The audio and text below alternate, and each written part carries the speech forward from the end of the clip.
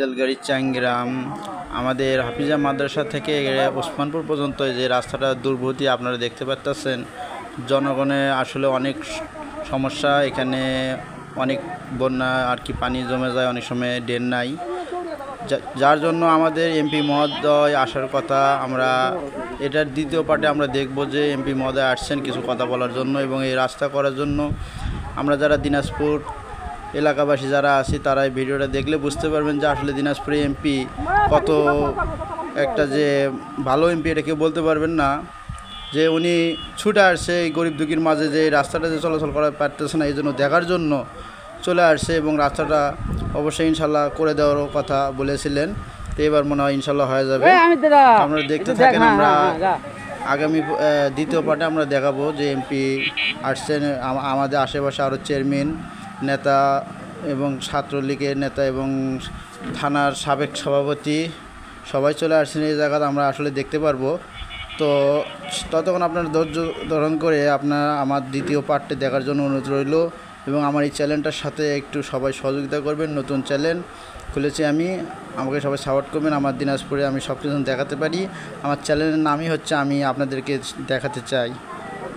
সবার কাছে আমার একটাই অনুরোধ, অবশ্যই আমার পাশে থাকবেন এবং সাবস্ক্রাইব করবেন, লাইক করবেন।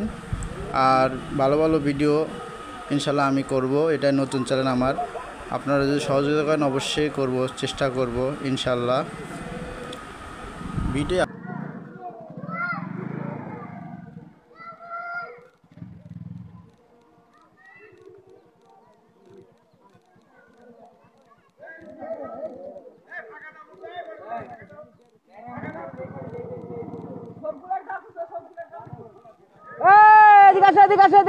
সবাই আসো, আসো আসো আসো আসো, আসো আসো আসো আসো আসো,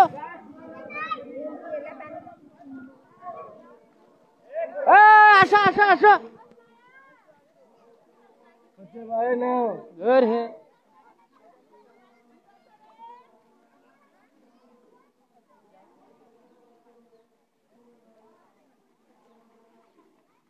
এমপি মহোদয় কই গেল?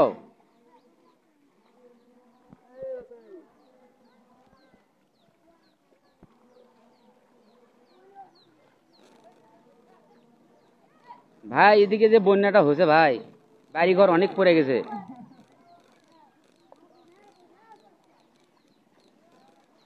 এই দেখ আমার এটা 95 বয়স, চাচার বাড়িটা পড়ে গেছে।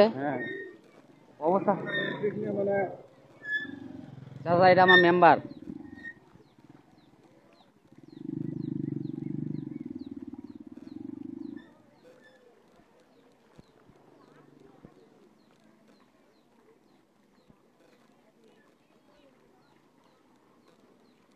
করে দেখো দেখো দিক দেখো, এটা জানলাতে দেখো।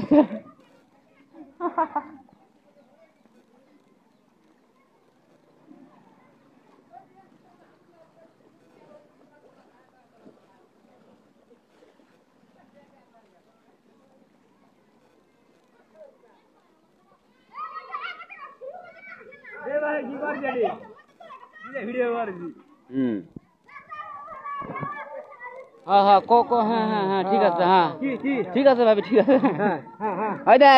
এটা আমার যেটো মানে এই লোকে মেন করে দিল।